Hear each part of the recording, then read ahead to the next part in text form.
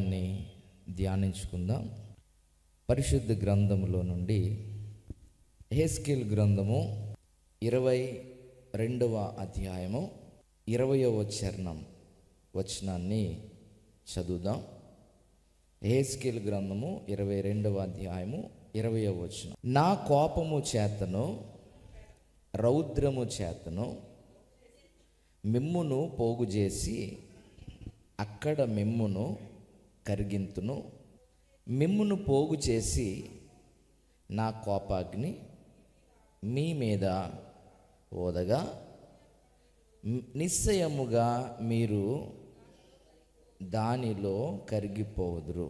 దేవాతి దేవుడు దేవుని ప్రజలతో వేదనకరమైన బాధించేటువంటి మాటలను తెలియపరుస్తున్న సందర్భం.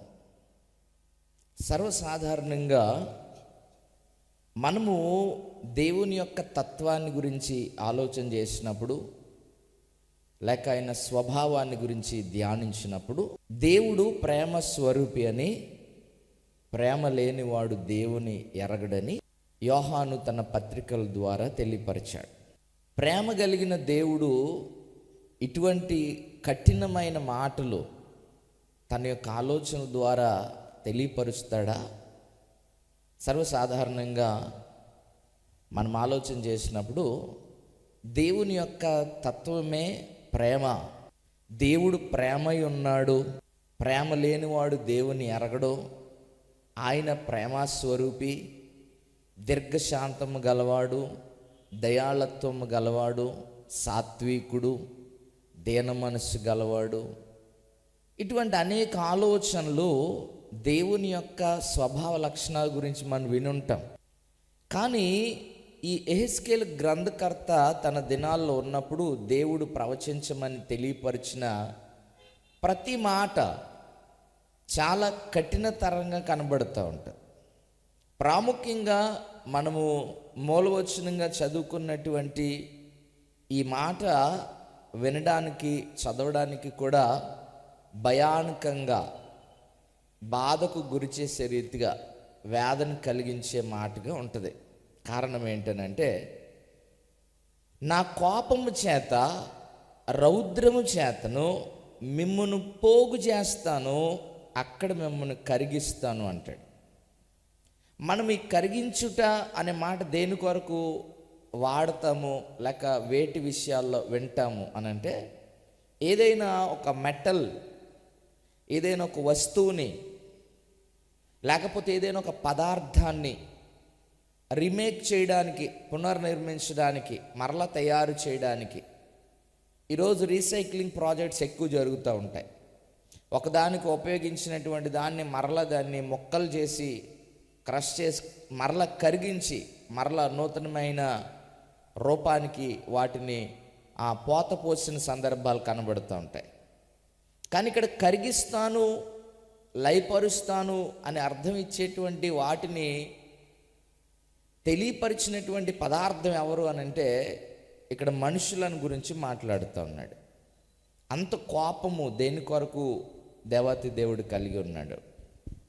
ప్రియులరా, సర్వసాధారణంగా మనము కూడా దేవుని కోపానికి గురవుతూ ఉంటాము. కొన్ని సందర్భాల్లో దేవునికి కోపం రావడం ఏంటండి?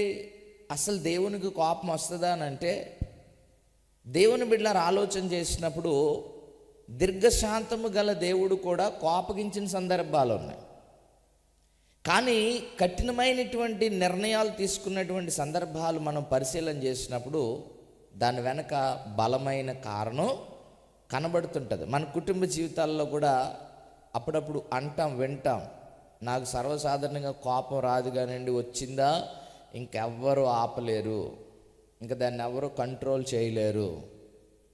ప్రియులారా, దేవుని కోపము ఇక్కడ దేవుని ప్రజల మీద మనకు కనపరిచినప్పుడు ఆయన పలికినటువంటి మాటలు ఏమంటాడు అని అంటే, ఆ పై మాట 19వ వచనం 2వ భాగాన్ని చూస్తే, ఒకడు వెండియు ఇత్తడియు ఇనుమును సీసమును తగరమును పోగు చేసి కొలిమిలో వేసి దాని మీద అగ్ని ఊది కరిగించున్నట్లు నా కోపము చేత, నా రౌద్రం చేత మిమ్మును పోగు చేసి అక్కడ మిమ్మును కరిగింతును. ఆలోచన చేసినప్పుడు చాలా సందర్భాల్లో ఎలాగున పోగు చేయబడుతున్నాము, కరిగించబడుతున్నాం. కరిగిపోవడం అని అంటే ఆ మెటల్ దాని యొక్క స్థితిని కోల్పోతుంది. ఇప్పుడు చూడండి, మనం ఏదైనా ఆ బంగారు ఆభరణాలకు సంబంధించినటువంటి వస్తువులు కనుక తీసుకువెళ్ళినప్పుడు మన ఎదుట వారు కొలిమిలో దాన్ని వేస్తే అదొక ద్రవంలాగా మారిపోతుంది. బంగారం ఏమి మాయమైపోదు, మనం ఇచ్చినటువంటి వస్తువు మాయమైపోదు. ఈరోజు దేవుడు కరిగిస్తాను అని చెప్పినప్పుడు ఒకవేళ ఒక చక్కని ఆకృతి కలిగినటువంటి జీవితంలో మనం ఉంటే ఆకృతి పాడైపోతుంది, దాని ఆకారం కోల్పోద్ది తప్ప దాని యొక్క ఉనికిని కోల్పోదు. జాగ్రత్తగా మనం ఆలోచించాలి. అనేక మార్లు దేవునికి కోపాన్ని కలిగించి మనకున్నటువంటి ఆకారాన్ని, మనకున్న ఉనికిని కోల్పోతున్నాం. ఒకవేళ మనం కారణాలు వెతుక్కుంటే మరలా దాన్ని ఆకారముగా చేయడానికి, మరలా దానికి ఒక రూపాన్ని తీసుకొని రావడానికి ఖచ్చితంగా సమయము, శ్రమ, ధనము వెచ్చించాల్సిన అవసరం ఉంది. మీ అందరికీ తెలుసు, ఏదైనా వస్తువుని మనము మరలా దాన్ని తయారు చేయించాలంటే వాళ్ళు చెప్పే మొట్టమొదటి రీజన్ ఏంటి అని అంటే తరుగుపోద్దండి అంటాడు. అంటే నీకున్నటువంటి ఆ విలువలో కొంత హరించిపోతుంది. నీ ఆకారము మార్చబడి మరలా నూతనమైన ఆకారం రావడానికి ఏదో మెజిషియన్ చేసినట్టుగా ఇలాగ తిప్పేస్తే వచ్చేది కాదు. ఒక ఆకారం మార్చబడి మరొక ఆకారానికి రూపం తెచ్చుకోవాలి అని అంటే ఎంత ప్రాసెసింగ్ జరగాలో చూడండి. మొదటిగా కొలుములో వేయబడాలి. కొలుములో వేయబడిన తర్వాత దాన్ని తీసుకొని వచ్చి దానిని సుత్తితో కొట్టాలి. సుత్తితో కొట్టిన తర్వాత దానిని కత్తిరిస్తాడు. దానికి తగినట్టుగా దాన్ని మలచడానికి రకరకాలైనటువంటి ఆయుధాలు, సామాగ్రిని ఉపయోగించి అప్పుడు దానికి ఒక రూపాన్ని తీసుకొని వస్తాడు. ఒకవేళ ఇది ఆధ్యాత్మిక జీవితానికి గనక మనం ఆలోచన చేసి అన్వయిస్తే దేవుడు మనకి ఇచ్చినటువంటి చక్కని ఆకృతి, అది ఒకవేళ గృహమా, కుటుంబమా, లేకపోతే ఉద్యోగమా, జ్ఞానమా, దేవునిలో నీవు నడిపించబడుతున్న ఆధ్యాత్మిక జీవితమా, ఏదైనప్పటికీ దేవుని కోపానికి గురై మనలను లయపరుచుకున్నటువంటి స్థితికి తెచ్చుకుంటే ఆ రూపం మార్చబడిపోతుంది, ఆకారం కోల్పోతుంది. తిరిగి మరలా ఆ ఆకారానికి రావడానికి అనేకమైన సమస్యలు గుండా నడిపించబడాల్సి వస్తుంది. దేవుని బిడ్డల ఆరోగ్యం ఉన్నప్పుడు చాలామంది దేవునికి లోబడక, క్షేమం ఉన్నప్పుడు దేవుని యొక్క సమాధానానికి అప్పగించబడక, వాక్యమునకు అవిధేయులై జీవించినప్పుడు దేవుడు ఇక్కడ యెహెజ్కేలు ప్రవక్త ద్వారా తెలియజేసినట్టుగా ఎలాగంట, ఎత్తడియు, తగరమును, ఇనుమును, సీసమును నైరివారు వెండి వంటి మస్టివారైరి అంటాడు. ఆ కింద వచ్చిన మనము చూస్తే కొలిములో వేసి దాని మీద అగ్ని ఊది కరిగించున్నట్లు ఒక్కో శ్రమ మనకి ఏం చేస్తుంది అని అంటే అగ్ని వలె తగులుతుంది. ఈ అగ్ని ఏం చేస్తుంది? కాల్స్తుంది, మంట పెడుతుంది, మనకి భయాన్ని కలిగిస్తుంది, వేదనకు గురి చేస్తుంది. ఈ శ్రమలన్నీ వచ్చి ఏం చేస్తాయనంటే ఆ ఆకారాన్ని లేక ఆకృతిని నిర్మూలన చేసి నిరాకారంగా చేసి పాడేస్తాయి. ప్రియులారు, ఇప్పుడు మరలా దేవునికి మొరపెడతాం, అయ్యా నాకున్న ఆకారం ఏమైపోయింది, నాకున్నటువంటి అలంకారం ఏమైపోయింది. చూడండి, ఎంత విలువైందైనా సరే చక్కని అలంకారప్రాయంగా తయారు చేయబడినటువంటి చిన్న వస్తువును మనము చూచి ఆకర్షించబడతాం. అంత ముద్దు తీసుకుని వెళ్ళండి, నా దగ్గర అంత బంగారం ఉంది, దానికి ఒక చిన్న రంధ్రం పెట్టి మెల్ల వేసుకోండి, ఎంత ఉంటే ఏంటమ్మా, ఎంత ఉంటే మాత్రం ఇలాగ ముద్దేసుకుంటారా అంటారు తప్ప, అండ్ చిన్నగా ఉన్నటువంటి ఆర్నమెంట్స్ అయినా అది చాలా తక్కువ. లిటరల్లీ చెప్పాలని అంటే గ్రాము లోపు ఆభరణమైనా సరే వారు తయారు చేసిన విధానాన్ని చూసి మనం ఆకర్షించబడతాం, చిన్నదైనా సరే. దేవుని బిడ్డలారు, ఈ రోజున ఉన్నతమైన కుటుంబాలుగా, ఉన్నతమైన గృహాలుగా, ఉన్నతమైనటువంటి స్థితిగతులు కలిగిన వారు ఉంటాము. కానీ దేవుని కోపాగ్ని చేత ఎలాగైపోతుందంట? నిరాకారముగా. ఈ సృష్టిలో సృష్టి పొందుకున్నటువంటి దుస్థితి అదే.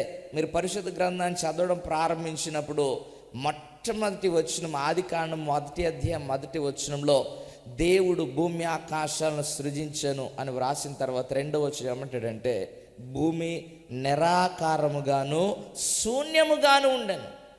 దేవుడు ఏదైనా ఒక పనిని చేసినప్పుడు ఆయన ఆకారం లేకుండా చేయడు.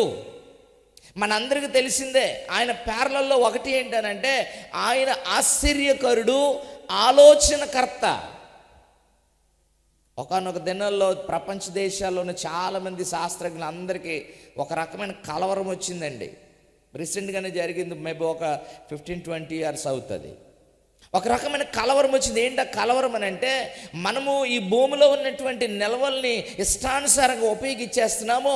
ఒకవేళ అవి అయిపోతే మనకు ప్రత్యామ్నాయ మార్గం ఏంటి, ఆల్టర్నేటివ్ వే ఏంటి, మనం ఏం చేస్తే బాగుంటుంది ఆలోచనలోనే ఇప్పుడు ఈవీస్ వచ్చాయి, ఈవీ వెహికల్స్ వచ్చాయి. బ్యాటరీ వెహికల్స్ రావడానికి కారణం అదే ఆలోచనే. కారణం ఏంటనంటే మనము చమురు నిల్వలు కనుక వాడేస్తూ ఉంటే మరి దాని పరిస్థితి రానున్న తరానికి మనం ఏమివ్వగలం అది ఒకవేళ లేకపోతే అని. అయితే అందరూ కూర్చుని ఆలోచన చేసి వాటి యొక్క సామర్థ్యాన్ని లెక్కించినప్పుడు దేవుని బిడ్డలారా చూడండి, మనం ఒకరోజు ఒక ఇంట్లో ఒక వెహికల్ ఉన్నది అనుకోండి. మన క్యాంపస్లో పొద్దున్న చూస్తే 3 వెహికల్స్ లైన్గా ఉన్నాయి. ఒకవేళ ఏదైనా చర్చ్ మీటింగ్ జరుగుతున్నప్పుడు అయితే ఒక 20-30 ఉంటాయి. ఇంకా ఏదైనా స్పెషల్ మీటింగ్ చేస్తే ఇంకా ఎక్కువ ఉంటాయి. ఒక ఇంట్లో ఒక వాహనాన్ని ఆలోచన చేసినా చాలామంది చెప్తారు ఈరోజు 100 రూపాయలు పెట్రోల్ అవుతుందండి రోజుకి.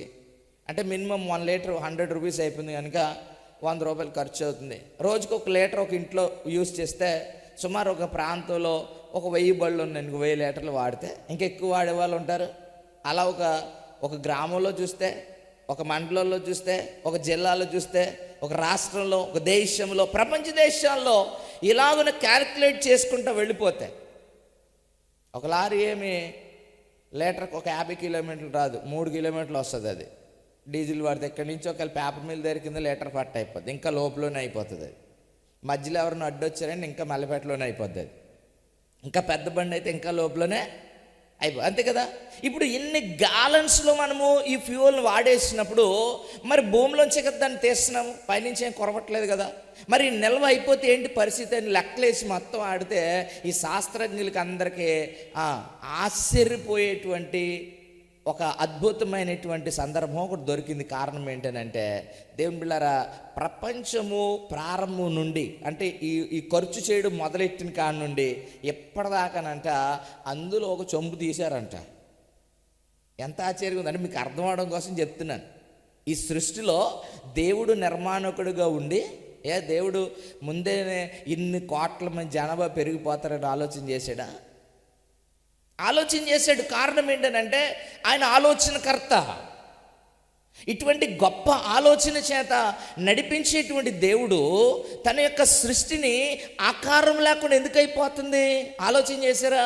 యెషయా గ్రంథం 45వ అధ్యాయంలో భూమి కొరకు చక్కని స్టేట్మెంట్ ఇవ్వబడుతుంది. 45వ అధ్యాయం యెషయా గ్రంథము 18వ వచనం మనం చదివితే అక్కడ భూమి కొరకు యెషయా ప్రవక్త ఏమని ప్రవచించాడు చూడండి.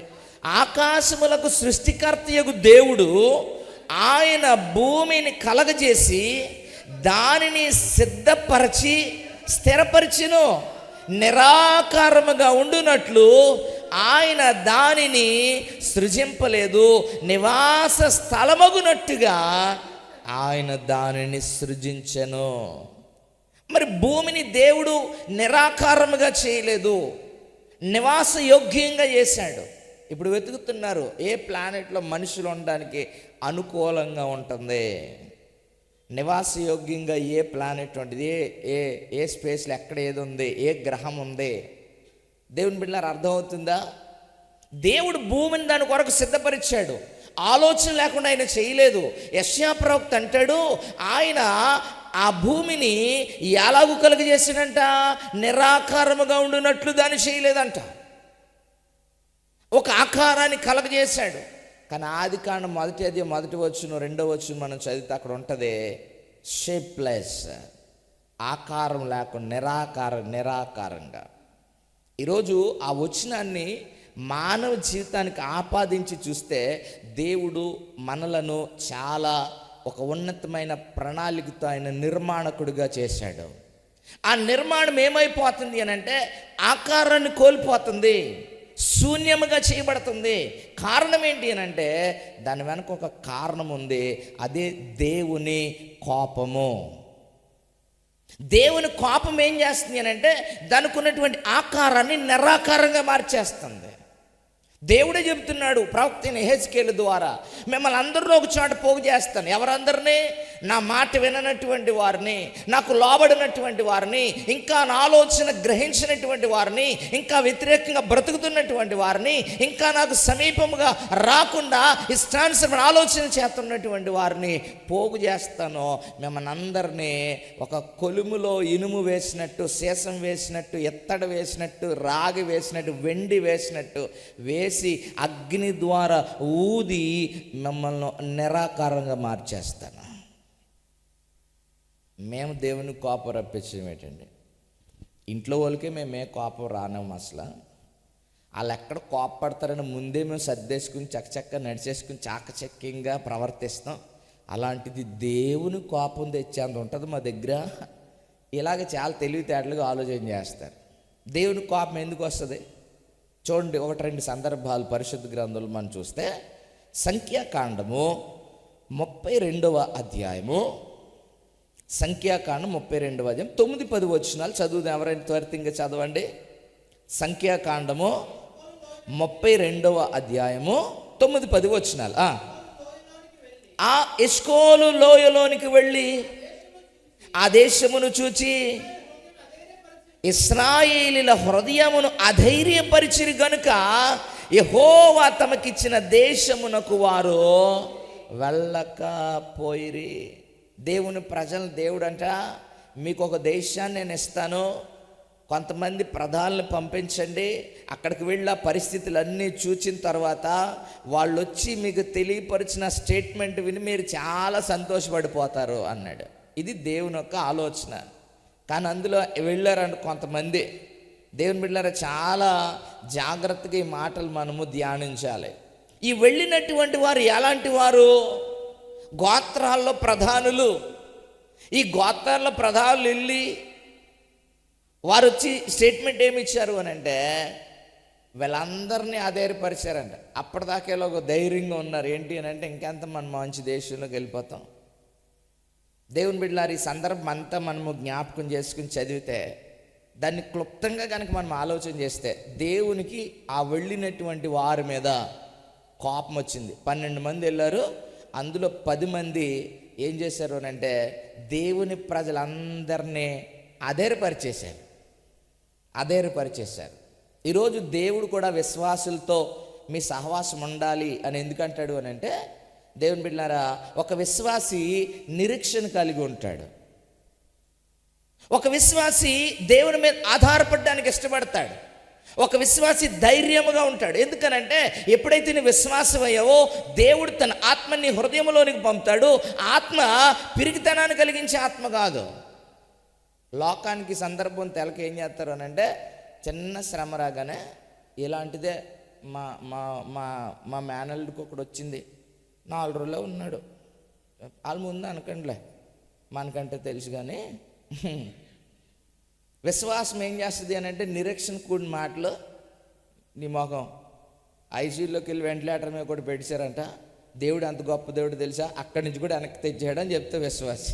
దేవునికి స్తోత్రం. అధైర్యపరిచే మాటలు ఎలాగుంటాయి అని అంటే, ఇంకా కష్టం అంటున్నారు. మరి ప్రిపేర్ అయిపోవడం వాళ్ళకి డైరెక్ట్గా చెప్పరు, నచ్చింది తిట్టేమన్నారు అండ్ ఏదో అడిగితే అది ఇచ్చేయమన్నారు. చక్కగా ఈ 4 రోజులు చక్కగా చూసామండి. అర్థం కాదండి. ఆ 4 రోజులు అనగానే వాళ్ళకి అర్థం అవుద్ది, 4 రోజులు ఉంటాను అనమాట, అందుకని నచ్చింది పెట్టేయమన్నారని 3 రోజులకే వెళ్ళిపోద్ది అంటది. దేవుని బిడ్డలారా, ఇదేనా అన్న మనుషులు ఎలాంటి ఆలోచన చేస్తున్నారు? దేవుని ప్రజలకి లోకానికి ఉన్న వ్యత్యాసం ఏంటి అని అంటే, ఇంకెక్కడ అయిపోయింది అదంతా. దేవుడు ఏమంటాడు అని అంటే, నాకు అసాధ్యమైనది ఏదీ లేదు, ఎలాంటి కార్యాలు చేయగలడు. ఒకళ్ళు అన్నారు, యేసుప్రభు ఒకవేళ ఆ కోమలో ఉన్న వారు లేపేసాడు అని అంటే, అలాంటి వారు అనుమానం నివృత్తి చేయడానికి ఏం చేశాడంటే 3 రోజులు వెయిట్ చేశాడు చచ్చిపోయిన తర్వాత. దేవునికి స్తోత్రం. చాలామంది పండితులు ఉంటారు ఇందులో అండి. ఆ పలస దొరకకుండా కూడా కొంతమంది ఉంటారండి కాసేపు అలాగా. ఎందుకంటేనంటే కేరళలో ఒకటి చచ్చిపోడంట, అలా ఆవిడ ఏడ్చిందంట, పిల్లలు ఏడ్చారంట, బంధువులు అందరూ వచ్చారంట. తీసుకుపోయితే ఆయనకి వెళ్ళిపోతున్నాడు బాబు అని గుర్తుందంట, ఏడ్చిందంట. ఆటి మీద తగిలి కేయమన్నాడంట.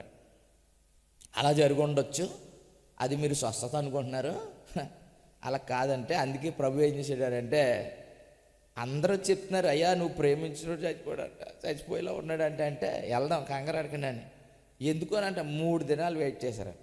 సొంత సహోదరి అంటుంది, ప్రభువా వాడు వాసన కొడతాడు, ఎందుకనంటే నేటికి 3 దినాలు అయిపోయింది. అంటే ప్రభువుకి ఎటువంటి కార్యాలు అసాధ్యములుగా ఉన్నాయి అని అంటే ఆయనకు అసాధ్యమైంది ఏది కనబడటంలా. అందరూ ఆశ్చర్యంగా చూస్తున్నారు. ఏం చేస్తాడు? ఆఖరి చూపు చూడలేదు, ఒకవేళ రాయి తీయించి మొఖం చూసి మళ్ళీ వచ్చేస్తాడేమో అనుకున్నారు. ఈయన సమాధిలోనికి వెళ్ళట్లా, సమాధిలో ఉన్నవాడిని బయటికి రప్పిస్తున్నాడు. దేవునికి స్తోత్రం, హల్లెలూయా. చూడండి, అప్పుడప్పుడు మేము సమాధి కార్యక్రమాలు చేసినప్పుడు ఎవరిని ఉన్నారా అంటే ఎవరు లేరు, పెట్టేయండి అంటారు. తీర మేకులు కొట్టేసి పెట్టి దించేసి మట్టి అది మొదలెట్టిన తర్వాత అప్పుడు అంటారు. ఈలోపు మోతిబరిలు కొంతమంది తయారవుతారు, వేసిన మేకు తీయదంట. నీకు గుచ్చుకుంటుందా? నేను అక్కడ కనుకుంటే ఖచ్చితంగా మేకు తీయొద్దని ఎవడరా బాబు చెప్పాడు. ఎక్కడి నుంచో ప్రయాసపడ మొఖం చూస్తా కొత్తొద్దంట, తీయ ఆ మేకది నేను ఎట్టుకెళ్తుంది. దగ్గరుండి తీయించిన సందర్భాలు ఉన్నాయండి. నేనైతే మరి నేను సమాధి కార్యక్రమం చేసినప్పుడు ఖచ్చితంగా ఎవరిని దూర ప్రాంతం నుంచి వచ్చినాక అయ్యో వేసేసారా అనకుండా తీయించిన సందర్భాలు ఉన్నాయి. ఆ తీసేవాళ్ళు కూడా అంటే ఈయన ఉంటే మళ్ళీ ఇది ఎంత అవసరమైతే పోస్ట్ మార్టం చేయాలంటే తీర్తలేదు, ఇంటికి వచ్చేస్తారా? చాలామందికి అపోహలు ఎక్కువైపోయి ఎబ్బెబ్బే కుదరదండి, తిరిగేసామండి, వేసేసామండి అంటారండి. వేసేది అక్కడ ఏం చేసినా ఏం జరిగేది లేదు. పాపం అక్కడి నుంచి ఆశపడి వచ్చినప్పుడు మొఖం చూపెత్తాకే వీళ్ళందరూ అదే అనుకున్నారు. యేసుప్రభు వచ్చాడు, ఆ ముఖం తిప్పి చూసేసి లోపలికి వెళ్ళి ఏడ్ చేసి వచ్చేస్తాడు అనుకుంటే ఈయన అంటే నేను వెళ్ళడం కాదు, ఆయన్నే బయటికి రప్పిస్తానని లాజరు బయటికి రమ్మని బిగ్గరగా పలికినప్పుడు ఆ చనిపోయినటువంటి లాజరు ప్రేత వస్త్రములు కట్టబడిన వాడు బయటికి వచ్చాడు. కనుక నిన్ను నన్ను బాగు చేయడం అనే పెద్ద సంగతి కాదు, తిరిగి నిర్మించడం ఆయన పెద్ద సంగతి కాదు. కానీ ఇక్కడ విషయం ఏంటనంటే నీకున్న ఆకారాన్ని ఆయనకు ఎందుకు కోపం కలిగించాలి, దాన్ని ఎందుకు చెడగొట్టుకోవాలి, మరలా ఆకారం కొరకు ఎందుకు ఏడవాలి, ఎందుకు ప్రాధేయపడాలి? నిన్నేం నిరాకారంగా చేయలేదు కదా. ఈ భూమిని ఆయన నిర్మించింది గొప్ప ఆలోచన చేత. ఈ ప్రపంచంలో జనాభా ఎంత పెరుగుతుంది, ఎన్ని వస్తువులు కావాలి, ఇంత కావాలని ఎరిగిన వాడే ముందే ఒక ప్రణాళికాబద్ధమైనటువంటి ఒక సృష్టి నిర్మాణాన్ని చేశాడు ఆయన. ఎవరైనా ఉందా? హాస్పిటల్కి వెళ్ళండి, అక్కడ షార్టేజ్ అయ్యే కొన్ని పరిస్థితులు ఉంటాయి. ఏమండి హోటల్కి వెళ్ళండి, షార్టేజ్ అయ్యే ఉంటాయి. ఏమండి అయిపోయిందండి ఫుడ్. ఫంక్షన్స్కి వెళ్ళండి, అయిపోయిన ఉంటాయి. జనాభా ఈ నెలలో ఎక్కువ మంది పుట్టేశారండి, అందుకని గాలి సరిపోతలేదు. ఎక్కడన్నా విన్నారా? ఆక్సిజన్ సాల్తలు విన్నారా? అండ్ ఎంత జ్ఞానం కలిగి నడిపించబడుతున్న మానవుని యొక్క ప్రయత్నాల్లో వైఫల్యం ఉందేమో, కానీ 100 కోట్లు కాదు ఇంకో 100 కోట్ల మంది వచ్చిన సృష్టికి సరిపడా సమృద్ధి దేవుడు ముందే నిర్మాణకుడిగా ఉంచాడు. కానీ ఆకారాన్ని కోల్పోవడానికి కారణం ఏంటి? నరులకు నివాసయోగ్యంగా ఉన్న భూమి ఆకారం లేకుండా శూన్యంగా మారిపోవడానికి కారణం ఏంటి అని అంటే అది దేవుని కోపాన్ని కలిగించింది. ఏంటా కోపం కలిగించి మానవుడు ఈరోజు విశ్వాసి కూడా దేవునికి కోపాన్ని కలిగించేటువంటి పని చేస్తున్నాడు. ఏంట పని అంటే ఇక్కడ సంఖ్యాకాండంలో వ్రాయబడుతుంది, వారు ఎస్కోలు లోయలోనికి వెళ్ళి ఆ దేశమును చూచి ఇశ్రాయేలీయుల హృదయమును అధైర్యపరిచిరి. ఇన్ని కార్యాలు చేసుకుంటూ వచ్చాడు. మళ్ళీ ఎక్కడెక్కడో కాదు, వెంటనే ట్రావెలింగ్లు ఎన్ని అద్భుతాలు జరిగాయి. ప్రారంభంలో ఐగుప్తు దేశంలో 10 తెగుళ్ళు కల్లారా చూశారు కదా అండి. 10 తెగుళ్ళు. ఇక్కడేమో కటికి చీకటి ఉంటే అక్కడ వెలుగు ఉంది, ఇక్కడేమో రాదులు ఉంటే అక్కడ సంతోషం ఉంది, అక్కడ కప్పలు ఉంటే ఇక్కడ లేవు, అక్కడ ఏగులు ఉంటే ఇక్కడ లేవు, అక్కడ వడగళ్ళు ఉన్నాయి ఇక్కడ లేవు. ఇవన్నీ స్పష్టంగా చూసిన తర్వాత కూడా వీళ్ళ మాట చెప్పగానే అవునా మేము అనవసరంగా దేవుని నమ్మ అని ఇలాగ కురుంగిపోయారంటండి. ఈరోజు చాలామంది ఒక మాట వింటారు, దేవుని పక్కన ఎవరు వస్తారండి? దేవుని ఎరగనోళ్ళు, భయం లేనోళ్ళు, నిన్ను పక్కగా పాడేయాలని ప్రయత్నం చేసే సాతాను దూతలు ఎవరో వచ్చి ప్రార్థనకి వెళ్తున్నావా, భక్తిలోకి వెళ్ళావా, ఏం చేసాడమ్మా అన్నాడు అనుకోండి, వెంటనే అధైర్యపడిపోయి నిజమేం చేయలేదు, కళ్ళ ముందు 10 తెగుళ్ళ ద్వారా బయటకు వచ్చిన తర్వాత ఎర్ర సముద్రం సామాన్యమైన సంగతి అండి ఇదే. వర్షం పడి తగ్గిపోతే గొచ్చైనా సరే ఒక గంట ఒక రోజు ఒకవేళ చెమ్మ ఉంటే ఆ రోజంతా ఆరదు. అలాంటిది రాత్రి గాలి కంటే 6 నెలల మంది నడిచారు. ఇలాంటి అద్భుతం కళ్ళారా చూసి ఎవరో ప్రజలు మాట్లాడిన మాటలు ఆధారపడిపోయారంటండి. దేవుని కోపం రాదా? ఇలాంటి కార్యాన్ని నేను చేసినప్పుడు మీరు అధైర్యపరిచే మాటలు ఎందుకు చెప్పారని దేవుని కోపం వారి మీదకి వచ్చింది. చూడండి, కింద వచనాల్లో మనం చదివితే 11వ వచనం, 20 ఏండ్ల మొదలుకొని పైప్రాయం కలిగి ఐగుప్తులో నుండి వచ్చిన మనుషుల్లో పూర్ణ మనసు యెహోవాను అనుసరించిన కెనజీయుడగు యెఫున్నె కుమారుడైన కాలేబును, నూనె కుమారుడిని యెహోషువ తప్ప మరి ఎవడును పూర్ణ మనసుతో నన్ను అనుసరింపలేదు గనుక నేను అబ్రహాము, ఇస్సాకు, యాకోబునకు ప్రమాణపూర్వకంగా ఇచ్చిన దేశమును వారు తప్ప మరి ఎవరును చూడరని ప్రమాణము చేసినప్పుడు యెహోవా కోపం ఇశ్రాయేలు మీద రగులు కొనగా యెహోవా దృష్టికి చెడు నడత నడిచిన వారందరూ నశించి వారికి అరణ్యములో 40 ఏండ్లు ఆయన వారిని తిరుగులాడజేసినప్పుడు ఇశ్రాయేలీయులు యెహోవా కోపం మరి ఎక్కువగా పుట్టించినట్లుగా ఆ పాపుల సంతానమైన మీరు మీ తండ్రులకు ప్రతిగా బయలుదేరి ఉన్నారు. రాలిపోయారు 40 సంవత్సరాలు. ఆ రోడ్ మ్యాప్ చూస్తే 40 రోజుల ప్రయాణం అంటండి అది. కానీ 40 సంవత్సరాలు, 40 వారాలు కాదు, 40 నెలలు కాదు, 40 సంవత్సరాలు. దానికి ఏమన్నా పొంతనుందా?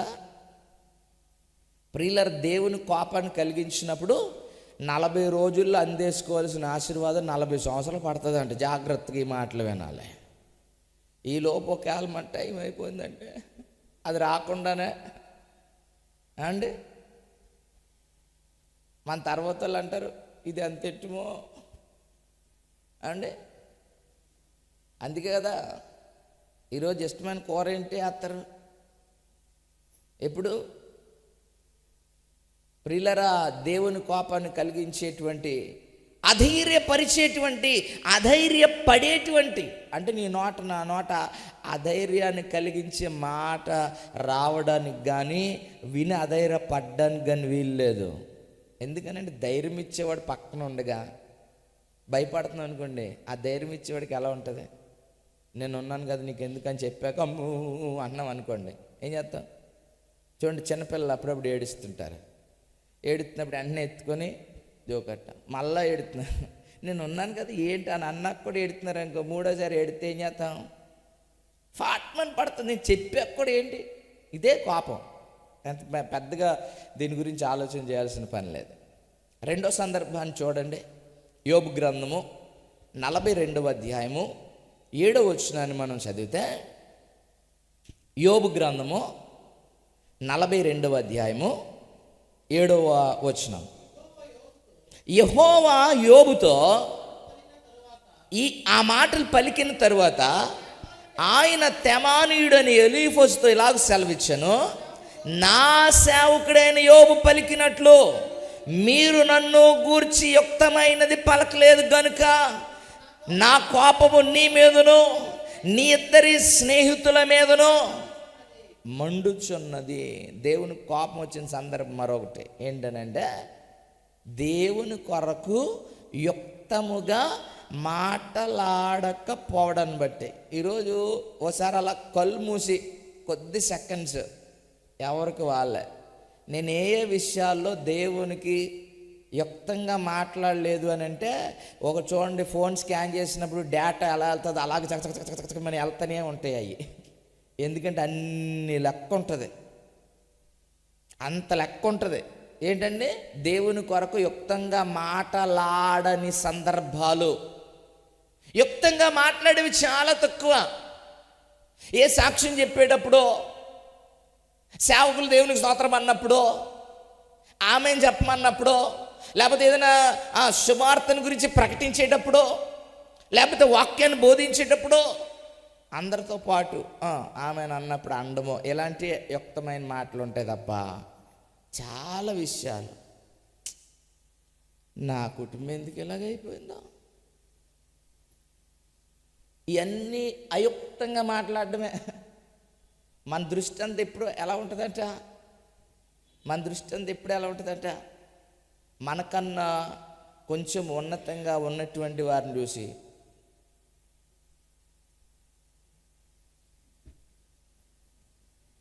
అద్దాల మేడగదిలో కిటికీలోని చూసి చెట్టు కింద పడుకున్నామని చూసాడు అనుకుంటాడంట, ఏం బతుకురా నీదా, ఓ పక్క దోమలు కుట్టేస్తున్నాయి అండి, ఫ్యాన్ లేదు, ఏసీ లేదు, ఏం పడుకున్నాడు చక్కగా ప్రశాంత్. మళ్ళీ కాలు ఆ చెట్టు ఏరు మీద వేసి అండి చూడండి, డివైడర్ మీద కాలు ఎత్తాడు, కింద రోడ్డు మీద పడుకుంటాడు కదా, స్వేచ్ఛగా మురికాలు. నేను మొన్న ఒకరిని చూసి ఎవరు చచ్చిపోయాడేమో అనుకున్నా, కంగారుగా చూస్తే చక్కగా పడుకున్నాడు. దేవుని బిడ్డలారా, ఇలా ఉంటే వాడనుకుంటాడంట ఆడికి అద్దాల మేడ, ఏసీ, చల్లని గది, ఇలా డోర్ తీగానే బాత్రూము, అసలు ఎక్కడికి వీడికి తెలీదు ఆ లోపల ఉండి ఏసీ ఎత్తే చచ్చిపోతాడు ఆస్మ వచ్చి. అండ్ ఏసీ వాడితే అయిపోతాడు, దగ్గు వచ్చేసి అయిపోతాడు. ఆ సంగతి తెలక పైన ఉన్నోని చూసాంట, అబ్బా యుక్తమైన మాట లేదు. ఒకవేళ విశ్వాసులుగా నడిపించబడుతున్నప్పుడు నాకు ఏమిచ్చావని ప్రభువా, నాకేం దీవెన ఉంది, వాళ్ళు చూడు ఎంత బాగున్నారో, నీకేం తెలుసా లోపల ఎన్ని దెబ్బలు ఆడుకుంటున్నారు, hi dear how are you అనుకుంటూ లోపలికి వెళ్ళిన తర్వాత నీ మొఖం నాకు చూపించుకొని ఎంతమంది భార్య భర్తలు అనుకున్నారు, నీకేం తెలుసు, చూడు ఎప్పుడన్నా నీ ముఖం పెట్టుకుని అలా బండి మీద తీసుకెళ్ళవా అంటారండి. ఎవరినో చూసి వీళ్ళకి దేవుడిచ్చిన క్షేమం ఎరగక, యుక్తం తెలియక, ఆ మేలు తెలియక, ఆ యోగం తెలియక ఎప్పుడు ఎవరిని చూసి ఇక్కడ పలికింది అదే, ఊరికే దేవుడు నిన్న ఇబ్బంది పెట్టేస్తాడంట, ఈయన గారి పెద్ద నీతి మోసడంట, దేవుడికి ఏం తెలదంట అని ఇష్టానుసరిగా మాట్లాడేసారు యోబు స్నేహితులందరూ కూడా. దేవుడు యోబుతో అంటున్నాడు, నీవు పలికినట్టు, శ్రమలో ఉన్న నీవు పలికినట్టు కూడా శ్రమ లేని నీ స్నేహితులు, ఆ ఎలీఫజు తన ఇద్దరు స్నేహితులు పలకలేదు కనుక ముగ్గురు మీదకి నా కోపాగ్ని. ఈరోజు ఎన్ని మేలు చేయండి, ఎంతే ఉంటుంది మన మ్యాటర్. దేవుడు ఎంత గొప్ప కార్యం చేశాడండి బాబు, ఇవాళ అయిపోయి ఏదైనా బాధ కలిగించి పని చేయనుండే అండ్ పిలిచి మరి అవసరమైతే కొంత టెక్స్ట్ మెసేజ్ చక్కగా తయారు చేసి, అది కూడా అర్థం కాదు చదవలేని వాళ్ళు ఉంటారు, మళ్ళీ వాయిస్ కూడా పెట్టి ఎన్ని గ్రూపులు ఉంటే అన్ని గ్రూపుల్లోని వదిలేస్తారు. ఇలా ఉంది పరిస్థితి మాది. ప్రియులారా, యుక్తమైనటువంటి ఆలోచన దేవుని విషయమై మాట్లాడనప్పుడు ఆయన అంటున్నాడు, యుక్తమైనది మాట్లాడకపోవడం చేత నీ స్నేహితుడైన ఎలీఫజు మీద, అతని ఇద్దరి స్నేహితుల మీద నా కోపం ఏమవుతుంది, మండుతుంది. మొదటి కారణం ఏంటి అని అంటే, దేవుని ప్రజల హృదయాలను బలహీనపరిచి, అధైర్యపరిచి, వారికున్న నిరీక్షణ కోల్పోయేలాగా చేసి, వారికున్న కొద్ది గొప్ప దేవుని మీద ఆధారపడే స్థితిని నీవు చెడగొట్టి, ఏదైనా మాట పలికితే దేవుని కోపం వస్తుంది. నీ నోటి నుంచి ఏదైనా మాట వస్తుంది, ఎలా ఉండాలి అని అంటే, మన దేవుడు విడిపించగల సమర్థుడు. చెప్పగలితే ఈ మాట చెప్పండి, లేకపోతే సైలెంట్గా ఉంటాం మంచిది. అంతేగాని మా ఊర్లో ఇలాగే జరిగింది, వెళ్ళిపోయాడు, ఇంక ఇది వచ్చిన వాళ్ళు అంటారు ఆరంట. ఎంతోమంది దేవుని బిడ్డలారా మరణశయ్యపై ఉన్నటువంటి వారిని లేవనెత్తిన సందర్భాలు మనం చూస్తున్నాం. ఈరోజు మీతో వాక్యాన్ని పంచుకుని నాతో సహా దేవుడు అటువంటి అననుకూలమైన పరిస్థితుల నుండి విడిపించి లేవనెత్తిన కార్యాలు స్వతహాగా మన సంఘములో, మన జీవితాల్లో మనం చూస్తున్నప్పుడు ఎలా బలహీనపరచగలమో, అబ్బే దేవునికి ఇది అవ్వదని ఎలా చెప్పగలం? దేవుని సామర్థ్యాన్ని ఎరగని వారు పలుకుతారు ఆ మాటలో. దేవుని కోపం రావడానికి కారణం ఏంటనంటే, ఇన్ని కార్యాలు చేసుకుంటూ వచ్చిన దేవుణ్ణి అక్కడికి వచ్చిన తర్వాత వీళ్ళు అన్నారు, అబ్బే ఇక్కడ దాకా ఎలాగో వచ్చాం కానీ వాళ్ళు మామూలుగా లేరు, వాళ్ళు ఎంత ఉన్నారు, వాళ్ళ ముందు మనం మిడతల్లాగా ఉన్నాము, వాళ్ళు మనల్ని నలిపేస్తారు, నలిపినట్టు అని చెప్పారు. దేవునికి అక్కడ వచ్చిన కోపం. ఎప్పటిదాకా నలిపేసింది మీరా నేనా? ఎప్పటిదాకా జయించింది మీరా నేనా? ఇక్కడికి వచ్చాక మీరు అనుకుంటున్నారా అని దేవునికి కోపం వచ్చింది. రెండో సందర్భం, ఎన్ని మేలు జరిగినా దేవుని పేరిట మన మాట యుక్తంగా లేకపోతే, అంటే ఏముంది మాకు అన్నావా, ఏం చేశాడు మాకు అన్నావా, దేవుని కోపం రెడీగా ఉందంట లయపరచడానికి. నీకు ఆకారం ఇప్పటిదాకా మంచి ఆకారాన్ని కలిగి ఉన్నావు, ఒకవేళ ఇప్పుడు సిద్ధపడిపోవాలి ఆకారాన్ని నిరాకారంగా మార్చేసుకోవడానికి. మూడో సందర్భంతో మనం ఆలోచన చేస్తే, దినవృత్తాంతముల గ్రంథము 19వ అధ్యాయము, దినవృత్తాంతముల 2వ గ్రంథము 19వ అధ్యాయము 2వ వచనాన్ని చదువుదాం. 2 Chronicles chapter 19 verse 2. దీర్ఘదర్శి హనానీ కుమారుడు యెహోవా అతన్ని ఎదుర్కొనబోయి రాజైన యెహోషాపాతుకి ఇలా ప్రకటన చేశాను, నీవు భక్తిహీనులకు సహాయం చేసి యెహోవా శత్రువులకు స్నేహితుడు వైతివి కదా, అందువలన యెహోవా సన్నిధి నుండి కోపము నీ మీదకి వచ్చును. ఎవరికి సహాయం చేస్తున్నావు అంటే, దేవుణ్ణి ఎరగని వారితో, భక్తిహీనులతో నీ స్నేహాలు సహవాసాలు కలిగి ఉన్నప్పుడు వారికి నీ వల్ల మేలు కలగొచ్చు, కానీ వారి వల్ల నీకు మేలు కలగదు, నష్టమే. ఎందుకనంటే నీ సహవాసాన్ని బట్టి దేవునికి కోపాన్ని కలిగిస్తున్నావు. ఈరోజు ఒకవేళ సహవాసం బట్టి అంటారు, నిన్ను సంవత్సరం అంతా మానేయమంటున్నానా, ఏదో రాక ఈ నెలలో అలాగెళ్ళి గార్డెన్ పార్టీ చేసుకుందామంటే రానంటావే అండి. వీళ్ళకి హఠాత్తుగా అనారోగ్యం వచ్చేద్ది, చచ్చి మానేస్తారు. ఏంటంటే అస్సలు బాగోలేదండి. అసలు కారణం అది కాదు, వనాల కిందకి ఏమండి. దేవుని బిడ్డలారు, ఈ దినాన్న భక్తిహీనులతో స్నేహం నిన్ను ఎలా నడిపిస్తుంది? నువ్వు రాముడు అంటారండి, అనగానే ఎక్కడ లేని బాధ వచ్చింది. ఎక్కడా సహవాసం కోల్పోద్దని వీళ్ళు ఆదివారం ప్రశస్తమైన దేవుని ఆరాధించే సమయాన్ని ఎగ్గొట్టి ఎక్కడికి వెళ్తారంట చెప్పాలండి ఏమండి.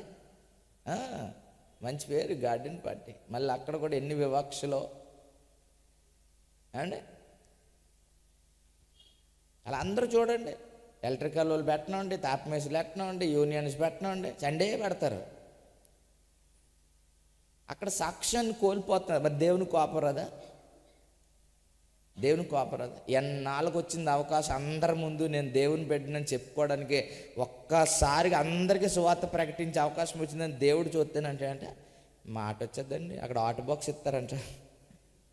ఏ బాక్స్? హాట్ బాక్స్ ఇస్తారంట. వేడివేడిగా లోపలెట్టి మూతెట్టేయాలి. మరి దేవునికి కోపం రాదా? మన భాషలో చెప్పాలని మండదా? అదే చెప్తున్నాడు అక్కడ. నీవు చేసినటువంటి ఆ స్నేహం భక్తిహీనులతో ఉంది, దేవుని ఎరగనోరుతో ఉంది. నీ సహాయాలు వారి సహాయాలు పొందుకుంటా నీవు దేవుని మర్చిపోయే ఆ పరిస్థితికి వెళ్ళిపోయావు కనుక నీ మీదకి దేవుని కోపం వస్తుంది అంటాడు. మన కోపం వస్తే ఏమన్నా ఓ దెబ్బ కొడతామేమో అండి. ఆయన కోప అగ్ని అంటాడు. కోప అగ్ని అది ఓదగా మనమంటే కరిగిపోతామంట. కరిగిపోవడం అని అంటే చేంజ్ టు షేప్లెస్, మన ఆకారాన్ని నిరాకారంగా మార్చేస్తాం. మీకు అర్థమయ్యేలాగా చెప్పాలి అని అంటే, కొవ్వొత్తి చూసారు కదా అందరూ, చక్కగా ఉంటుంది మౌల్డ్ చేసి పైన ఎదర సూదిగా చక్క కింద ఒక స్టాండ్ లాగా పెట్టడానికి అంత ఉంటుంది. అంటే చిన్నవి కాదు, కొంచెం పెద్దవి అయితే ఒక డిజైన్ ఉంటుంది అటు ఇటు డైమండ్ టైప్లో. చక్కగా పట్టుకున్నప్పుడు అది తెలుస్తుంది. దాన్ని వెలిగించి కాసేపు ఉంచిన తర్వాత అది కరిగిలా వచ్చినప్పుడు ఆ షేప్ మారిపోతూ ఉంటుంది. ఒకవేళ పూర్తిగా అయిపోయింది అనుకోండి, ఏమైపోద్ది? నీళ్లు పారినట్టుగా కొంత కనబడుతుంది తప్ప దాన్ని స్థానాన్ని మొత్తం అది కలిగి ఉండదు. ఒకవేళ మన జీవితాన్ని దేవుడు అలంకారపరంగా చక్కగా తీర్చిదిద్దిన తర్వాత, ఒక రూపాన్ని ఇచ్చిన తర్వాత, దేవుని కోపాగ్ని వచ్చి ఊదినప్పుడు అది కరిగిపోయింది అనుకోండి, ఇప్పుడు ఆ కరిగిపోయిందని తీసుకొచ్చి వెలిగించాలంటే సాధ్యమయ్యే సంగతే మళ్ళీ వెలుగుతుంది. అది ఎప్పుడు? దాన్ని మళ్ళీ తీసుకొని వెళ్ళి దాన్ని కరిగించి మళ్ళా దాన్ని ఒక మౌల్డ్స్లో వేసినప్పుడు, దానికి ఒత్తిని సిద్ధపరిచినప్పుడు ఇది అవుతుంది. కానీ ఈ యొక్క మెటీరియల్ అంతా ఏమవ్వాలి? అగ్నిలో వేయబడాలి, కాల్చబడాలి, కరిగించబడాలి, మళ్ళా ఒక ఆకారం తేడానికి నానా ప్రాసెస్ అంతా జరగాలి. ఒకవేళ మానవ జీవితం దేవుడు అలాగా మళ్ళా రీప్లేస్ చేయడానికి ఒకవేళ తిప్పితే ఎన్ని బాధలు పడాలి చెప్పండి? ఆర్థికంగా ఎంత బాధపడాలి, మానసికంగా ఎంత బాధపడాలి, కుటుంబ పరంగా ఎంత కోల్పోవాలి. కనుక జాగ్రత్త పడాల్సిన సందర్భం ఏంటి అని అంటే, దేవుని బిడ్డలారా, మనము దేవునికి కోపాన్ని కలిగించకుండా నడుచుకోవాలి. ఇది మన బాధ్యత. వాళ్ళు చేసిన పని మనం ఆలోచన చేసినప్పుడు దేవుడు హృదయాన్ని బలపరిచే మాటలు చెప్పమన్నాడు. మన దేవుడు చేయగల సమర్థుడు. యెహోషువ కాలేబు నచ్చడానికి కారణం ఏంటంటే, వాళ్ళు వెళ్ళి ఆ సమాజం ఎదుట సాగిలిపడి అంటున్నారు, అయ్యా మన దేవునికి అసాధ్యమైనది ఏదీ లేదు, వాళ్ళు ఎంత పెద్దగా ఉన్నా సరే ఆయన ఓడిస్తాడు, మనకు జయమిస్తాడు, ఈ మాట నమ్మండి, మన దేవుని మీద విశ్వాసం ఉంచండి అని చెప్తే వీళ్ళు 10 మంది అంటున్నారు, అలా అలాగే చెప్తారు, మేము మా కళ్ళతో చూసి ఒక్కొక్కడు ఎంత ఉన్నారు, ఆడి తోడంత ఉన్నాం, మేము ఇంత ఉన్నారు, నాకు తెలిసి ఇలా పిసికేస్తారు ఎంత అని చెప్తున్నారు. వీళ్ళందరికంటే గుండెలు జారిపోయి అంటండి, నెఫీ ఇంతంత ఉన్నారా? అయ్యి బాబోయ్, నీ ముందు ఒకవేళ నీ సమస్య చాలా పెద్దదే, నీవు కలిగి ఉన్న శ్రమ చాలా పెద్దదే, కానీ దేవుడు ఏం చెప్తాడు తెలుసా? నువ్వు నా దగ్గరికి రా, నిన్ను ఎత్తుకుంటాను, ఆ సమస్య చాలా చిన్నగా అయిపోద్ది అంటాడు. కానీ దేవుని పక్కన ఎట్టుకుని, ప్రభా ఇగో నాయన అది పెద్దదంట ప్రభా, అది పెద్దదంట ప్రభా అంటే దేవుడు ఏమంటాడంటే, నన్ను పక్కన ఎట్టుకుని నా దగ్గరికి రాకుండా నన్ను ఆశ్రయించుకుంటే పెద్ద గోకి అది కోపం వచ్చేది దానికి. హృదయాన్ని బలపరిచేటువంటి మాటలు, కృంగదీసేటువంటి మాటలు. రెండో సందర్భం మనం చూసాము, దేవుని గురించి యుక్తమైన మాట ఏది లేదంట. కొందరి జీవితాల్లో దేవుని గురించి యుక్తంగా ఏమీ మేలు పొందుతున్న మాట్లాడరండి. మరి అదేమి జీవితాలు అర్థం కదండి. ఒక పక్క తింటూనే ఉంటారు దేవుని నుంచి శుభ్రంగా అంటారండి. నేను ఒక ఆవిడ ఇలాగ అందండి, నేను అన్న ఏం కూర అన్నాను, చెప్పింది నిన్న మొన్న, ఇదేంటి ఎలాగంటే కూరలు అడుగుతాడినా తిండిపోతే పాస్టర్ ముందు. నేను చెప్పాను అప్పుడు, నిన్న నేను ఒక మిరగాయని ఇలా కాల్చి పిసికి దాన్ని తిన్నాను తెలుసా అన్నాను. ఏంటి పాస్టర్ గారు, సేవలో ఉన్నాను, ఇక్కడ ఎవరున్నారు? నాకు దేవుడు నాకు ఇచ్చిన దాన్ని నేను పంచభాక్ష పరమాన్నంగా భావించానంటే అప్పుడు అర్థమైందా.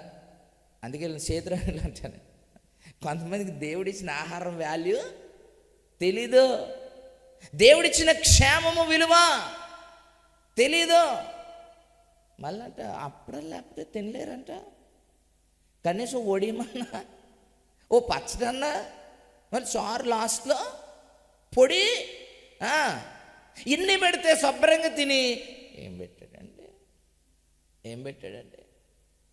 మొన్న రాత్రి సుమారు 1:30 ప్రాంతానికి, అర్ధరాత్రి, దేవుని బిడ్డలారా, ఈ చలిలో ఉన్నవారికి ఏదైనా చిన్న సహాయం చేయాలనే ఉద్దేశంతో జోషు మేము కొంతమంది బయలుదేరి కొన్ని రగ్గులు తీసుకుని వెళ్ళాం.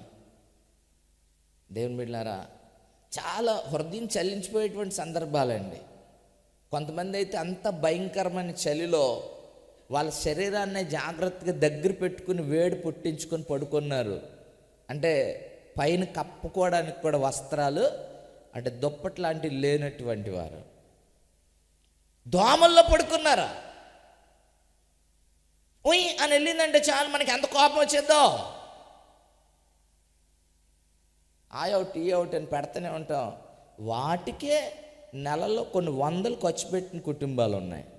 అవునా కాదండి? ఈ చక్రాలు కాను, ట్యాబ్లెట్లు కాను, స్ప్రేలు కాను, అండ్ ఆల్అవుట్ మెషిన్స్ కాను, బ్యాట్లు కాను, దోంతర్లు కాను కదా, ఇన్ని పొందుకుంటా ఎంపే అన్నం అనుకో, యుక్తంగా లేదనుకో మాట, అండ్ ఇలాగంటే మళ్ళీ ఇలా అంటుకుపోయి, మీరు కింద ఉంది చూడండి, మ్యాగ్నెటిక్ ఆటోమేటిక్ డోర్ అన్నమాట. జస్ట్ దాన్ని మనం ఇలాగ వెళ్ళామని మళ్ళీ దానికి అదే అతుకుపోతుంది. మనం కష్టపడక్కల మళ్ళీ వేయాల్సిన పని లేదు. కిటికీలకి మస్కిటో నెట్స్ ఇవన్నీ నువ్వు తయారు చేసావు, ప్లాస్టిక్కే ఇలాగంటే అయిపోయిందా? దేవుడు ఇత్తని కదా చేసాం దాన్ని. అవునా కాదండి?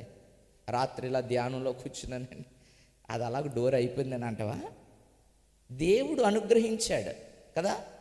దేవుడు అనుగ్రహించినటువంటి ఆ శ్రేష్టమైనటువంటి ఆశీర్వాదాలన్నీ నీవు యుక్తంగా పలకకపోతే ఎలాగా? అనేకులు దోమలు ఉన్నారయ్యా, నాకు ఆ దుస్థితి లేకుండా కృప చూపావు, యుక్తమైన మాట వద్దు. ఉదయాన్నే లేచావు, ప్రభా ఈ రాత్రి లేచేటప్పటికి కొన్ని లక్షల మంది ప్రపంచంలో కన్ను మూసుంటారు, నేను మళ్ళీ కన్ను తెరిచి కూర్చొని నా కుటుంబంతో మాట్లాడుకోవడానికి కృప చూపించావు అని యుక్తంగా పలకొద్దు.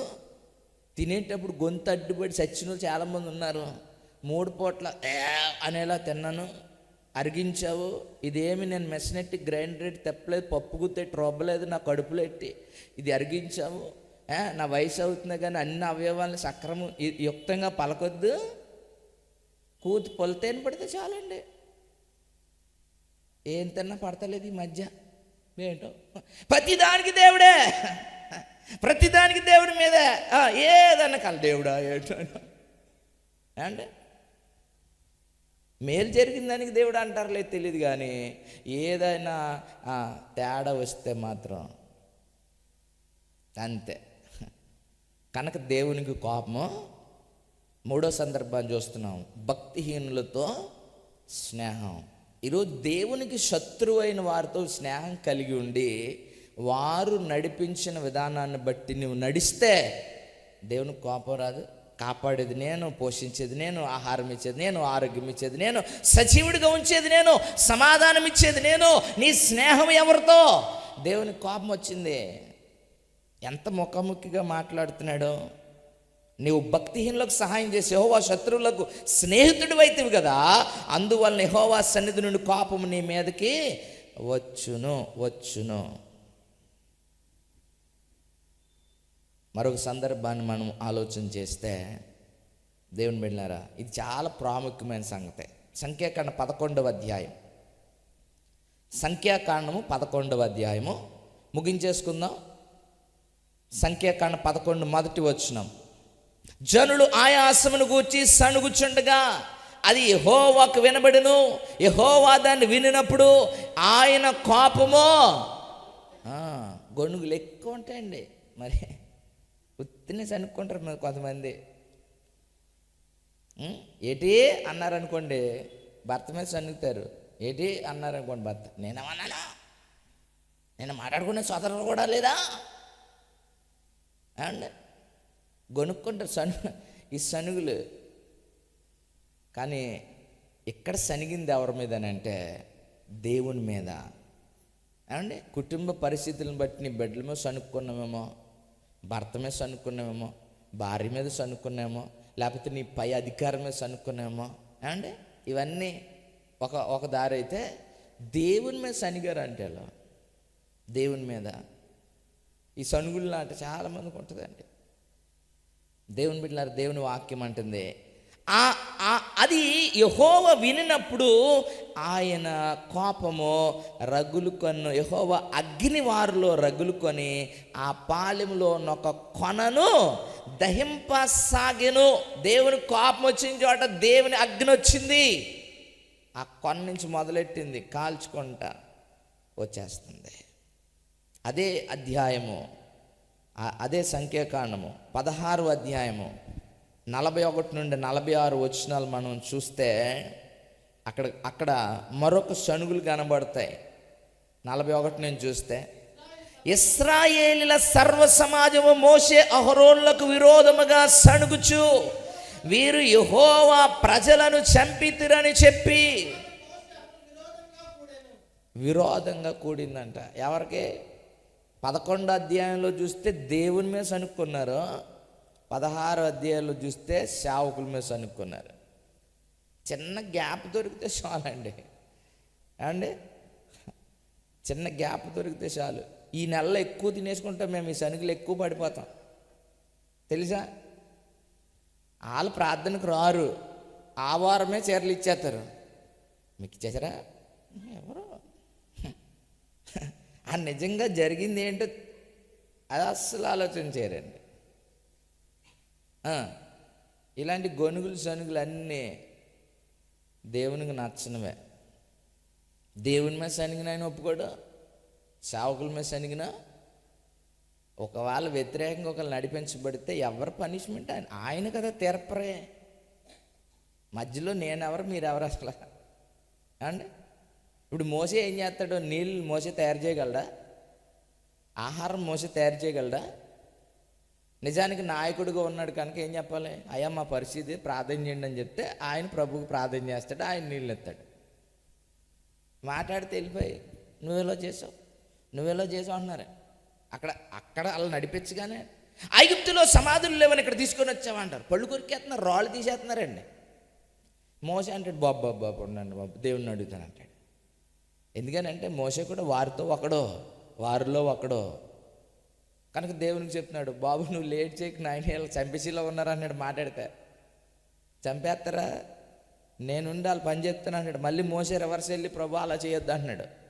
అంత సాత్వికుడైన మోసే మీద, ఆయన అనుసరిస్తున్న అహరోన్ మీద, యెహోషువ కాలెబుల మీద, దేవుని బిడ్డలారా ఇశ్రాయేల్ సనుగులు ఎలా ఉన్నాయి అని అంటే అక్కడ అవునా కదా అనవసరమైన సంగతే మొదలెట్టేస్తారు అంతే మీటింగ్. ఈరోజు ఇప్పుడు ఫోన్లో వచ్చేసి కదా వెంటనే చింగ్మన్ కాన్ఫరెన్స్ కూడా కలిపేసుకుంటారు అవసరమైతే. ప్రార్థనలకే అనుకున్నాను కాన్ఫరెన్స్ కాల్స్, సనుక్కోవడానికి కూడా జరుగుతున్నాయి ఇప్పుడు. దేవుని కోపం రాదా? దేని గురించి సనుగుతున్నా, ఎవరి మీద సనుగుతున్నా తెలుస్తుందా?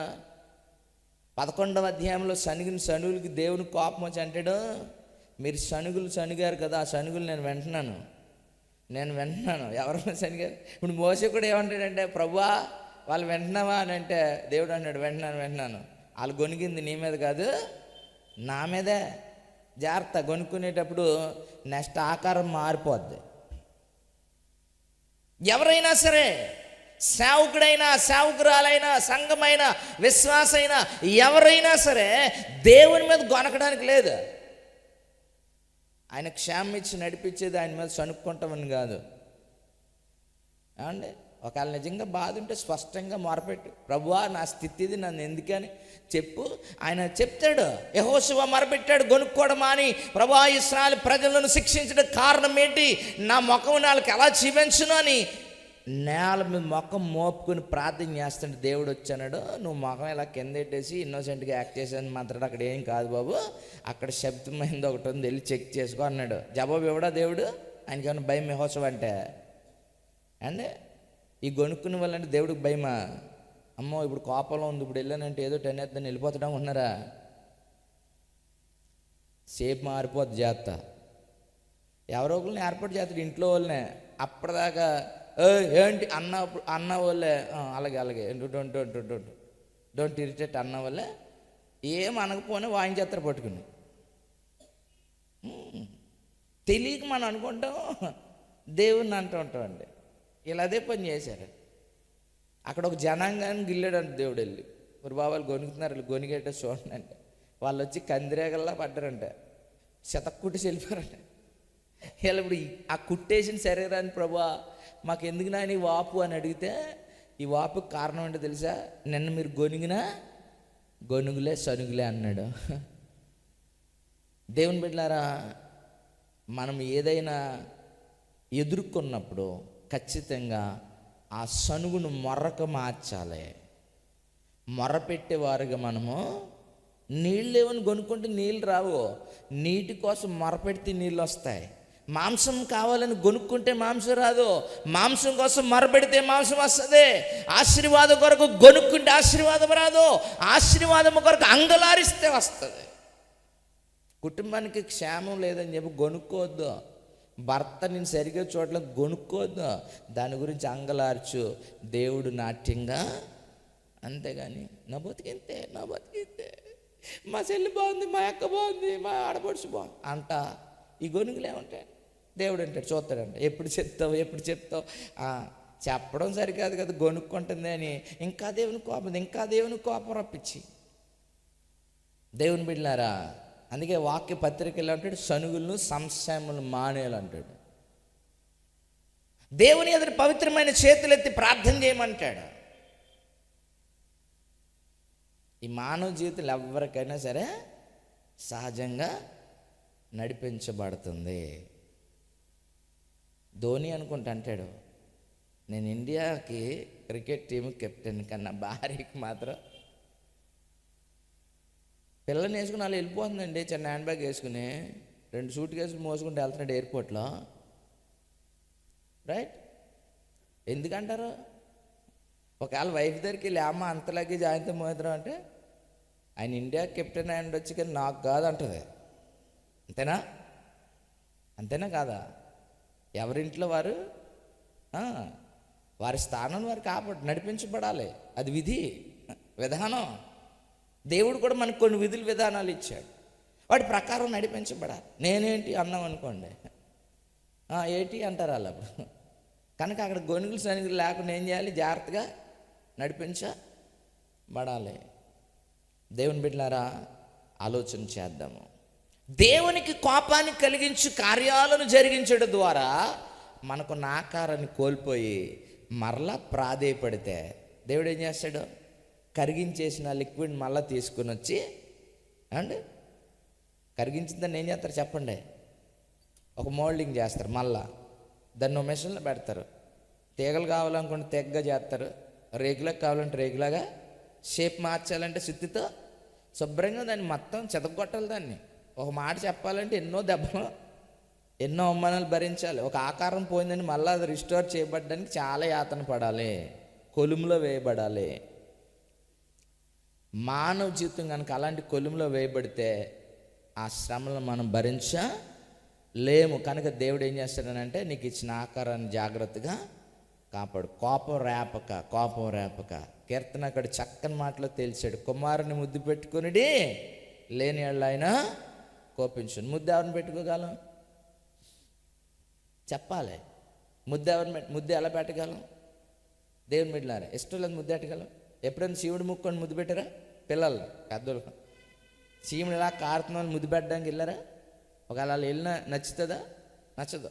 ఒకవేళ దగ్గరికి వెళ్ళిన తర్వాత చూసామనుకోండి, వెంటనే తిప్పేత యూటర్న్ అయిపోతుంది, మళ్ళీ అన్నీ సిగ్నల్ వేసుకుని కదా. ఇప్పుడు కుమారుడు ఎలాంటి వాడు అని అంటే, పరమగీతాలు వస్తాడు, 10,000లో పోల్చి తగ్గినవాడు, సుందరుడు.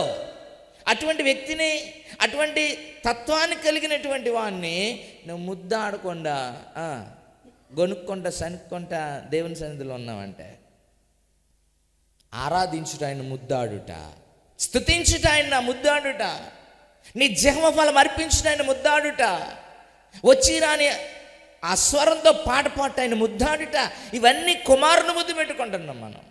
ఆయన కోపం రేపకుండా చేసే పనులు ఇవన్నీ. ఈరోజు ప్రార్థన మానేసావా, ఆయన కోపం వస్తుంది. ఎందుకనంటే నువ్వు ముద్దాడాల్సిన సమయంలో ముద్దాడలేదు. అర్థమవుతుందా? బిడ్డలు ముద్దాడాల్సిన సమయంలో ఆడలేదు అనుకోండి, వీళ్ళని కేర్ చేయాల్సిన సమయంలో వాళ్ళు ఎత్తరా. మన ఒకడు కామెంట్ రాస్తున్నాడు, మా నాన్నగారు చనిపోతే నాకు 10 ఏడుపు రాలేదండి, ఎందుకంటే ఆయనకి నాకు అంత బాండింగ్ లేదు, నేను 15 సంవత్సరాలు సుమారు హాస్టల్లో ఉన్నాను అన్నారు. నేను చదివినప్పుడు చాలా ఆలోచన చేశాను, బిడ్డల్లో మా ఆలోచన శక్తి ఎలా మారిపోద్దా, విధానం ఎలా మారిపోద్దా, అంతే కదా. నీ వారి పట్ల ప్రేమ కలిగి లేనప్పుడు నీ పట్ల ఎలా ప్రేమను కనపరచగలరు? బాల్య దినాల్లో వారిని సాకిన విధానాన్ని వారి కళ్ళారా చూసి అనుభవించగలిగితే, నీ ప్రేమ అర్థమైతే, నీ ముదిమి వచ్చు సమయంలో నేను వెన్నాడరు, నేను ప్రేమిస్తారు, నేను గౌరవిస్తారు. వారిని లెక్క చేయనప్పుడు వారి లెక్క ఎలా చేయగలరు? ప్రియులారి, దినాన్ని అనేకమైన తల్లిదండ్రులు విడిచిపెట్టబడ్డానికి, విడనాడబడ్డానికి కారణం ఏంటనంటే వీరు వారిని ఆ స్థితిలోనే పెంచడము. కానీ మన పరమ తండ్రి అలా కాదు కదా. తండ్రి అని పిలవగానే తనయుడా అని తాను పలుకుతాడంట. తండ్రి అని నీవు అర్థించినప్పుడు ఆయన నా కుమారుడా అని హక్కును చేర్చుకొని తన వాక్కు ద్వారా నిన్ను హత్తుకొని బలపరిచిన సందర్భాలు ఎన్నున్నాయి. ఆలోచన సరిగ్గా చేయగలిగితే ఏ సమయంలో ఆయన విడిచిపెట్టిన సందర్భం మనకు దొరకదు. ఎందుకనంటే ఆయన విడిచిపెట్టి దేవుడు కాదు. దేవునికి స్తోత్రం. అలా హత్తుకుని నడిపించే దేవుని మీద ఎలా గొనుగుతారండి? ఎలా సనగలుగుతారు? యుక్తంగా ఎందుకు మాట్లాడలేరు? మనం ఒక అడుగు వేసామని అంటే ఆయన లేకుండా లేదండి. చాలామంది ఉన్నారండి కోట్లాది రూపాయలు కలిగిన వాళ్ళు, ఇలా చుచ్చులు నొక్కుంటా చక్కగా అలా వెళ్ళిపోతున్నారు మిషన్ల మీద నల్లాక. అదవుతుందా? ఇలా కూర్చుని ఉంటారు, ఇలాగంటే వెళ్ళిపోద్ది అది చైర్, నీట్గా ఇంట్లో తిరిగేస్తారు. దానికి అనుకూలంగానే కమోడ్లు ఆశ్రమాలు అన్నీ కట్టించుకుంటారు. కానీ దేవుడు నువ్వు చక్క నడవడానికి, ఏమండి నీ శరీరాన్ని ఆరోగ్యం కాపాడుకోవడానికి, సంతోషించడానికి, ముచ్చటించడానికి, తిన్నది అరగడానికి అన్నీ కృప చూపుతున్నాడు. ఆలోచన చేస్తున్నారా? కొంతమందికి కొన్ని పడవు, ఇంకంతే, అలా ఉండాల్సిందే, దాని ప్రకారం తినాల్సిందే. పొర్రపాటున ఎవరో ప్రేరేపించారు కదా అని వారికి అనుకూలం లేనిది ఒక మొద్ద పడిందా 2 రోజులు అంటూ ఉండాలి. రాళ్ళు తింటే దేవుడు కరిగిచ్చేస్తుంటే యుక్తంగా ఎందుకు మాట్లాడలేకపోతున్నారు? టైంకి లేదు, సరైనది లేదు, శ్రేష్టమైనది లేదు, అయినా దేవుడు తన కృపను కనపరుస్తున్నాడు. కనుక యుక్తంగా మాట్లాడాలి. 3వది, భక్తిహీనులతో మన స్నేహం ఉందా?